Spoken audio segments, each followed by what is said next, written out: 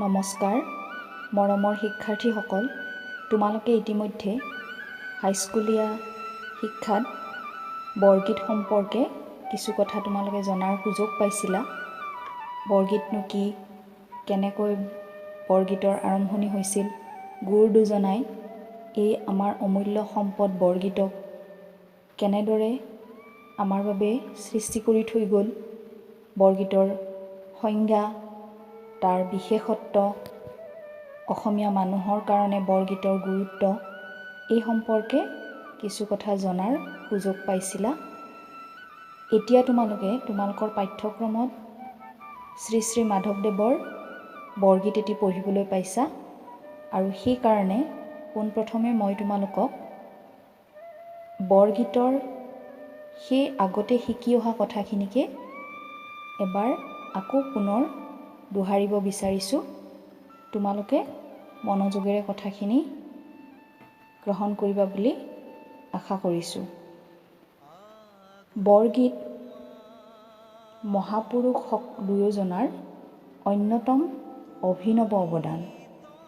তোমালোকে ইতিমধ্যে পাঠটোকাত নিশ্চয় পঢ়িছা যে বৰগীতসমূহৰ বিষয়বস্তু 6টা ভাগত ভগাব পাৰি।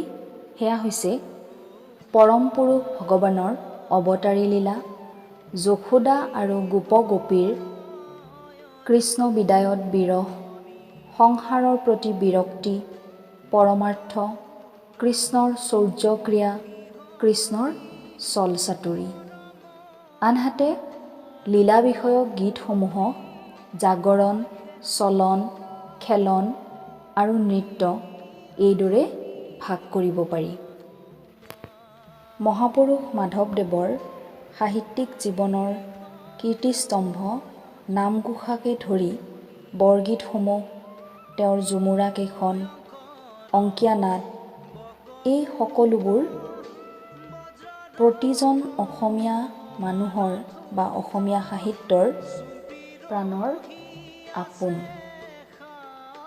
আৰু তেওঁৰ জীৱনলৈ চালে আমি এটা কথা দেখা পাওঁ, তেওঁৰ গুৰুৰ প্ৰতি উৎসৰ্গিত যি জীৱন, বৈষ্ণৱ ধৰ্মৰ প্ৰচাৰ, আদৰ্শৰ প্ৰতি একনিষ্ঠতা, আস্থা, সাংগঠনিক শক্তি, উপস্থিত বুদ্ধি, তেওঁৰ কবিত্ব গুণৰ যি অসাধাৰণ প্ৰকাশ, এই কথাবিলাকে মাধৱদেৱক আজিও আমি স্মৰণ কৰোঁ।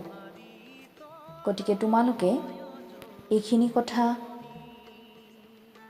বুজাৰ লগতে তোমালোকে যাতে মনেৰেও কথাখিনি অনুভৱ কৰিব পাৰা, সেইটোৱে মই আশা কৰিছোঁ। চৰিত পুথি মতে শংকৰদেৱৰ দ্বাৰা ৰচিত গীতসমূহ কমলাবায়ন নামে এজন ভকতে আওৰাবলৈ নিওঁতে জুয়ে পোৰাত মহাপুৰুষে হেনো আৰু পুনৰাই গীত ৰচনা নকৰি মাধৱদেৱক নতুনকৈ গীত কিছু ৰচনা কৰিবলৈ কয়। গুৰুবাক্য শিৰত ধৰি মাধৱদেৱে হেনো 9×11টা গীত ৰচনা কৰিলে। কিন্তু বৰ্তমান গুৰু দুজনাৰ প্ৰচলিত বৰগীতসমূহৰ ভিতৰত আমি 1.5 শংকৰদেৱৰ বুলি জানিবলৈ পাওঁ, আৰু বাকী 9 গীত মাধৱদেৱৰ দ্বাৰা ৰচিত। মাধৱদেৱৰ বৰগীতসমূহ অসমীয়া সাহিত্যৰ এক আপুৰুগীয়া সম্পত্তি। তোমালোকে তোমালোকৰ পাঠ্যপুথিত মাধৱদেৱৰে এটা বৰগীত পঢ়িবলৈ পাইছা। এই বৰগীতটিৰ জৰিয়তেদি তোমালোকে মাধৱদেৱৰ বৰগীতসমূহৰ বৈশিষ্ট্যৰ বিষয়েও জানিবলৈ পাবা। বৰগীত হৈছে মহাপুৰুষ দুজনাৰ অন্যতম অভিনৱ অৱদান। গুৰু দুজনাই যেতিয়া বৰগীত ৰচনা কৰিছিল, তেতিয়া তেওঁলোকে সেই সময়ত বৰগীত নামকৰণ কৰা নাছিল। পৰৱৰ্তী সময়ত বৈষ্ণৱ ভক্তইহে মহাপুৰুষ দুজনাই ৰচনা কৰা এই গীতসমূহক বৰগীত আখ্যা দিয়ে।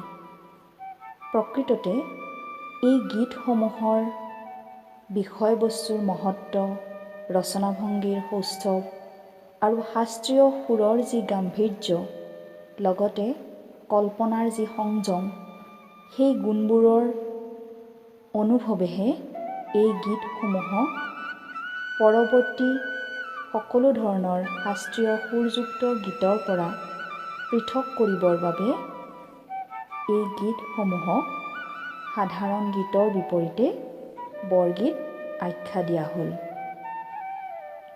অৱশ্যে চৰিত পুথিত উল্লেখ থকা মতে বৰগীতৰ প্ৰথম সৃষ্টি হৈছিল খ্ৰীষ্টীয় পঞ্চদশ শতিকাৰ শেষ দশকৰ আৰম্ভণিতে।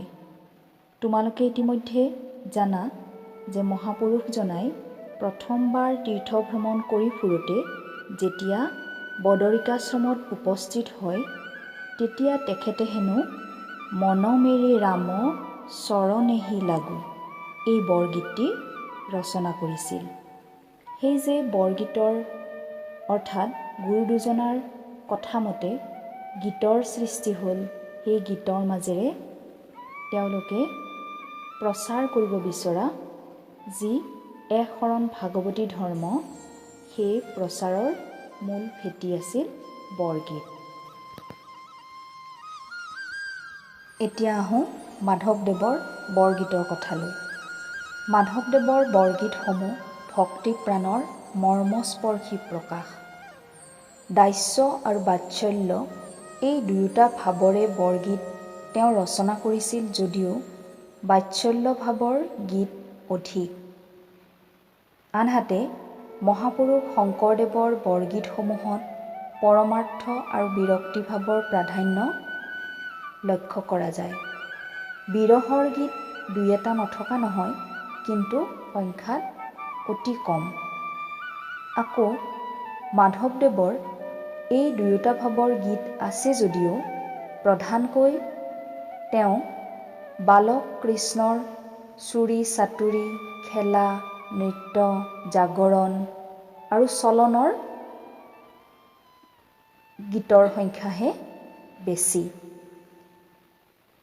এই প্ৰসংগত ডক্টৰ বাণীকান্ত কাকতিয়ে এনেদৰে কৈছে, শংকৰদেৱৰ ৰচিত যিবোৰ গীত এতিয়াও আছে সেই আটাইবোৰেই প্ৰাৰ্থনাসূচক। মানৱ জীৱন দুষ্প্ৰাপ্য অথচ ক্ষণভংগুৰ আৰু মায়াময়। হৰিভক্তি মোহাচ্ছন্ন জীৱন সমুদ্ৰত ধ্ৰুৱতৰা। এয়ে নানা ভাৱ আৰু ভাষাত শংকৰদেৱৰ গীতবোৰৰ সাধাৰণ তাৎপৰ্য। মাধৱদেৱৰ ৰচিত গীত কেতবোৰতো এই ভাৱৰ পুনৰুক্তি আছে, কিন্তু তেওঁৰ বেছিভাগ গীততেই শিশুকৃষ্ণৰ বালক জীৱনৰ ৰং বিৰঙৰ চিত্ৰ ফুটি ওলাইছে। বাৎসল্য প্ৰেম মাধৱদেৱৰ ভক্ত জীৱনৰ সৰহ। গীত পদ নাট এই সকলোতেই তেওঁ শ্ৰীকৃষ্ণৰ শিশু চৰিত্ৰ সজীৱ কৰি তুলিছে। অৰ্থাৎ মাধৱদেৱৰ ৰচনাত শিশু কৃষ্ণ পৃথিৱীৰ সকলো শিশুৰ যি চিৰন্তন ৰূপ সেই ৰূপকে আমি দেখা পাওঁ। তেওঁৰ নাট চাওঁ আমি অৰ্জুন ভঞ্জন, নতুবা তেওঁৰ যমুৰা কেইখন বা তেওঁৰ বৰগীতসমূহতে আমি শিশু কৃষ্ণৰ পৃথিৱীৰ সকলো শিশুৰ যি চিৰন্তন ৰূপ সেই ৰূপকে আমি বিচাৰি পাওঁ। তাৰ সমান্তৰালভাৱে মাতৃ যশোদাৰ পুত্ৰ স্নেহৰ কথাও আমি উমান পাব পাৰোঁ। পৃথিৱীৰ সকলো মাতৃ আৰু পুত্ৰৰ মাজৰ বা সন্তানৰ মাজৰ যি চিৰন্তন প্ৰেম, সেই প্ৰেমক যেন মহাপুৰুষ মাধৱদেৱে তেওঁৰ ৰচনাত ইমান সুন্দৰকৈ সৃষ্টি কৰিছে, সেয়া যেন পৃথিৱীৰ আন কোনো সৃষ্টিতে আমি বিচাৰি পাবলৈ আমাৰ কাৰণে এক বিৰল কথা হ'ব। সেয়ে মাধৱদেৱৰ ৰচনাসমূহ পঢ়িলে আমি আন এক আনন্দেৰে নিজক বিচাৰি পাব পাৰোঁ। বৰগীতৰ বিশেষত্বসমূহ। বৰগীতসমূহৰ ভাষা অংকীয়া নাটৰ দৰে ব্ৰজাৱলী। ব্ৰজাৱলী ভাষা হৈছে এক কৃত্ৰিম সাহিত্যিক ভাষা। বৰগীতসমূহ শাস্ত্ৰীয় ৰাগতালযুক্ত গীত। বৰগীতসমূহ ভক্তিমূলক তথা ঈশ্বৰৰ মাহাত্ম্য প্ৰকাশক। আৰু শংকৰ মাধৱে লিখা গীতসমূহকহে বৰগীত বোলা হয়। অৱশ্যে এইখিনিতে এটা প্ৰশ্ন হ'ব পাৰে তোমালোকৰ মনত যে শংকৰ মাধৱে ভটিমাও ৰচনা কৰিছিল, কিন্তু সেইসমূহক কিয় বৰগীত আখ্যা দিয়া হোৱা নাছিল? ভটিমাসমূহ হৈছে নাটৰ ভিতৰুৱা অংশ, নাটৰ বিভিন্ন সময়ত গোৱা কিছুমান গীত। যদিও ভটিমাসমূহৰো ভাষা আমি ব্ৰজাৱলী বুলি জানো। বৰগীতসমূহ কেৱল নাম ধৰ্ম প্ৰচাৰৰ উদ্দেশ্যেহে ৰচনা কৰা হৈছিল। বৰগীতসমূহ মূলতঃ ভক্তিৰস প্ৰধান যদিও তাত দাস্য, শান্ত, বাৎসল্য আদি ৰসৰো সমাৱেশ ঘটিছে। গতিকে তোমালোকে এটা কথা বুজি পাইছা যে